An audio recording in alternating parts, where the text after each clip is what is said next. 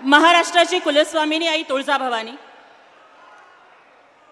वो ताजमहल अगर प्यार की निशानी है, वो ताजमहल अगर प्यार की निशानी है तो रायगढ़ किला महाराष्ट्र के शेर की कहानी है।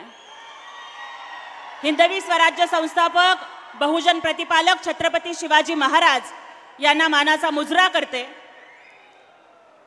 एक तरफ भीम तो खिलाफ सारी दुनिया थी, धर्म के नाम पर चलने वाली यह गद्दारी थी, लेकिन दुश्मन भीम जी का कुछ ना बिगाड़ सके क्योंकि कलम मेरे बाबा साहब की तलवार से भी भारी थे। भारतीय राज्यघटनेचे शिल्पकार विश्वभूषण भारतरत्न आंबेडकर यांनाही मानाचा मुजरा करते। हिंदू हृदय सम्राट वंदनीय बाळासाहेब ठाकरे, धर्मवीर आनंद दिघे साहेब यांच्या विचारांच्या पुढे नतमस्तक होते। आज ज्यांच्या आगमनासाठी स्वामी समर्थांच्या अक्कलकोट नगरीमधील हजारो नागरिक मागच्या 11 तासापासून वाट बघत आहेत। आमच्या नेत्या आदरणीय नीलमताईंनी या ठिकाणी सांगितलं की म्हेत्रे साहेबांचा प्रवेश हा गिनीज बुक मध्ये रेकॉर्ड होईल, कारण आपण 11 तास वाट बघताय। अगदी बरोबर आहे माझ्या भावांनो आणि बहिणींनो, 11 तास झालेत, 12 होणार नाहीत, कारण विरोधकांचे व्हायचे आहेत।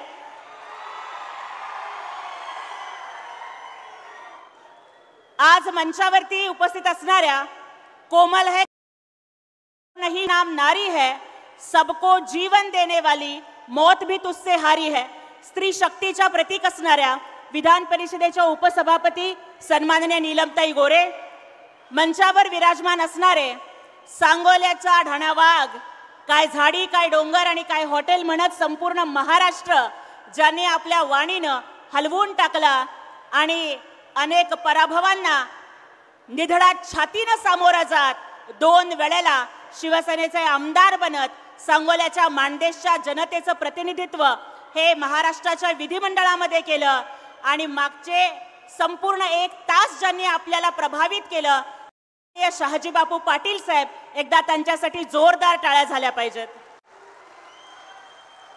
त्याचबरोबर मंचावर उपस्थित असणारे आणि खऱ्या अर्थानं एकनाथजी शिंदे साहेब आज ज्यांच्या स्टेजवरच्या आगमनामुळे ब्रेकिंग न्यूज झालेली आहे ते आमचे बंधू मोहोळचे आमदार आणि जीवाप्पा ऐदाळे साहेबांच्या नंतर बौद्ध समाजाचे आमदार होण्याचा बहुमान ज्यांनी सोलापूर जिल्ह्यामध्ये पटकावला, कदाचित ते शरीरानं महाविकास आघाडीत आहेत, मनानं शिंदे साहेबांच्या सोबत आहेत, असे आमदार राजूजी खरे साहेब यांचे मी विचार मंचावरती हार्दिक स्वागत करते।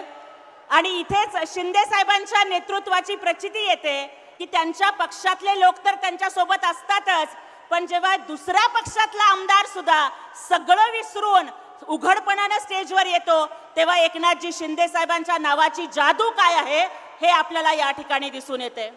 आज ज्यांचा प्रवेश होणार आहे ते सन्माननीय म्हेत्रे साहेब, मंचावर उपस्थित असणारे मराठवाड्याचा ढाणा वाघ माननीय प्राध्यापक रवींद्रजी गायकवाड सर, उपस्थित सर्व सन्माननीय मंच सचिव मान्य रेपाळे साहेब आणि समोर उपस्थित असलेल्या अक्कलकोटच्या सर्व शिवसैनिकांना मानाचा जय महाराष्ट्र।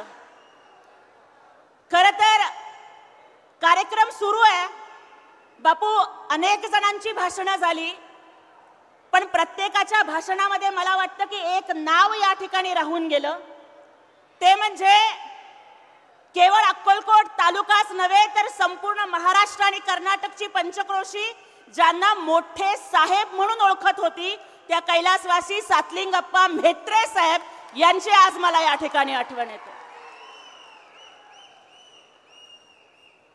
खऱ्या अर्थाने जर मोठे साहेब असले असते तर त्यांना आनंद झाला असता आणि सगळ्याकडे प्रत्येक घरात महाभारत चालू असताना आपले दोन्ही सुपुत्र माजी मंत्री सिद्धाराम म्हेत्रे साहेब आणि युवकांचे हृदय सम्राट मान्य शंकर मालक म्हेत्रे हे राम लक्ष्मणासारखं अक्कलकोटच्या शिंदे साहेब नावाच्या रामाकडे निघालेले आहेत, याचा मोठ्या साहेबांना अभिमान वाटला असता। आज संपूर्ण कर्नाटक आणि महाराष्ट्राची पंचक्रोशी ही मान्य सातलिंगप्पा म्हेत्रे साहेबांना इतकं मानायचे की बापू जे कोर्ट कचेऱ्यांमध्ये सुद्धा वाद मिटत नसायचे ते दुधनीच्या वाड्यावरती सातलिंगप्पा म्हेत्रेंच्या एका शब्दावरती सगळे वाद निकालात जायचे आणि म्हणून तरी लोक त्यांच्या घराला आणि त्यांना इन्साफ का मंदिर म्हणायचे. अशा पद्धतीची ख्याती ही सन्माननीय सातलिंगप्पाजी म्हेत्रे साहेबांची होती. आज आदरणीय सिद्धारामजी म्हेत्रे साहेब हे काँग्रेसमध्ये येत आहेत, काँग्रेस सोडून शिवसेनेत येत आहेत. मान्य शहाजी बापूंनी आपल्या भाषणामध्ये सविस्तरपणाने सांगितलं, बापू आपण सुद्धा काँग्रेस सोडून शिवसेनेत आलात, मी पण काँग्रेस सोडून शिवसेनेत आले. म्हेत्रे साहेब थोडं लेट आले पण थेट आले. देर आए से आए पण दुरुस्त आए म्हणतात. आज कुणालाही वाटत असेल की आमचे सन्माननीय शहाजी बापू पाटील साहेब असतील किंवा सिद्धारामजी म्हेत्रे साहेब असतील यांचा पराभव झाला म्हणून जर कुणी हवेत असतील तर त्या हवेत उड्या मारणाऱ्यांना मला ठणकावून सांगायचंय की अरे जर काँग्रेसच्या हातानं गद्दारी केली नसती तर सिद्धाराम म्हेत्रे साहेबांचा पराभवच झाला नसता. मान्य शहाजी बापूंच्या बद्दल आणि मान्य म्हेत्रे साहेबांच्या बद्दल मला एवढंच सांगायचंय सोलापूर जिल्ह्याला कि तूफान में ताश के पत्तों के कभी घर नहीं बनते.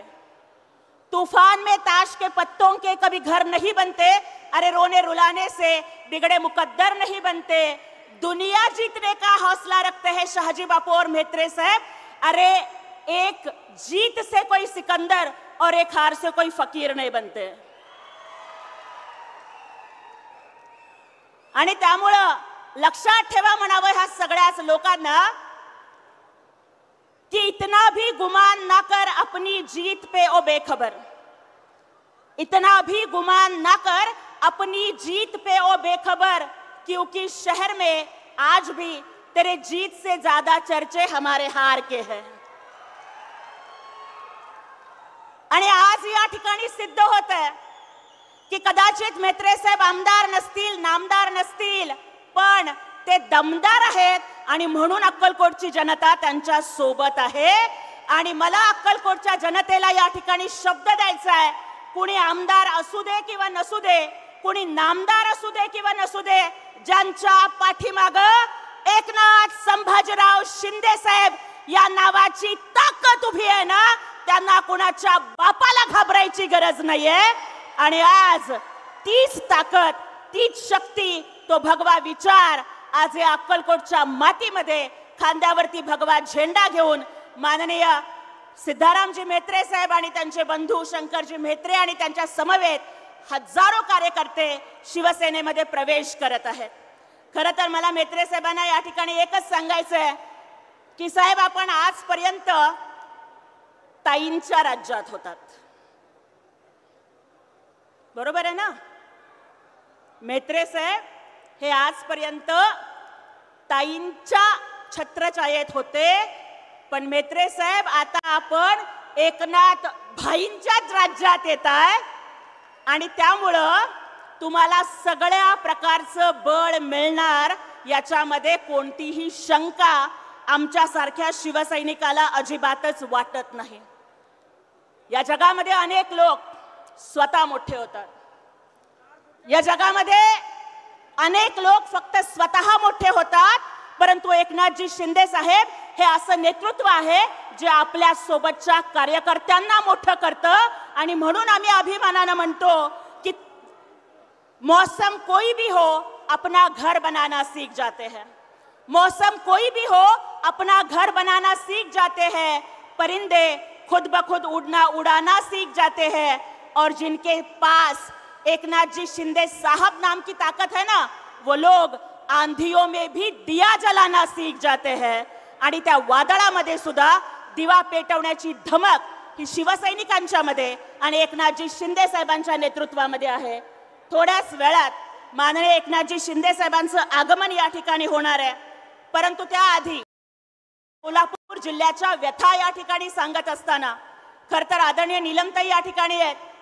मला ताईंना आवर्जून या ठिकाणी सांगायचंय की ताई महिलांचं नेतृत्व करत, महिलांच्या समस्या सोडवत सभागृहाचं आणि त्यातही वरिष्ठ सभागृहाचं संचलन कसं करावं आणि योग्य त्या वेळेला अभ्यासूपणा आणि योग्य त्या वेळेला आक्रमकपणा याची सांगड घालत एक सुसंस्कृत महिला नेतृत्व कसं असावं याचा मानदंड निर्माण करणाऱ्या सन्माननीय नीलमताई गोऱ्हे या आज आपल्या अक्कलकोट नगरीमध्ये आलेल्या आहेत. आज आदरणीय शहाजी बापू असतील, मान्य खरे साहेब असतील, रवींद्रजी गायकवाड असतील आणि मंचावरील सर्व शिवसैनिक या ठिकाणी आहेत. मला आज सगळ्यांना एवढंच सांगायचं की एकनाथजी शिंदे साहेबांसारखं मोठं मन या महाराष्ट्राच्या राजकारणामध्ये कोणत्याच नेत्याचं नाहीये.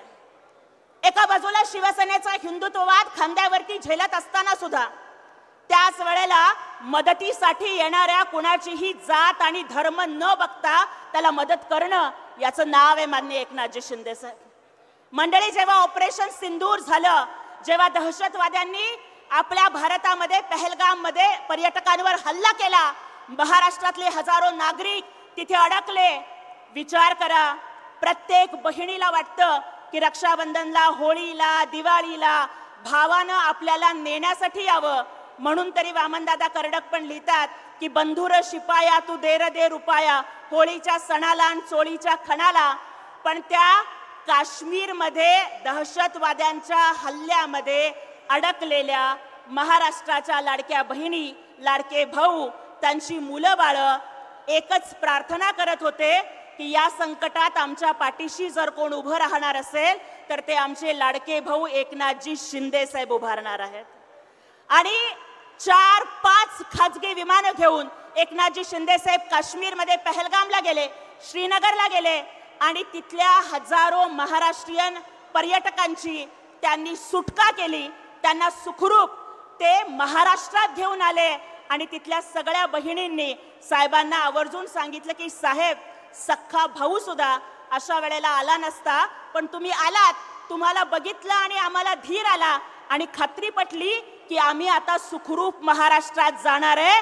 अरे, दहशतवाद्यांच्या गोळ्यांच्या दहशतीमध्ये सुद्धा लोकांना जिवंत ठेवण्याच्या दुर्दम्य इच्छेचं नाव आहे माननीय एकनाथजी शिंदे साहेब. साहेबांनी फक्त विमानातनं लोक आणली का?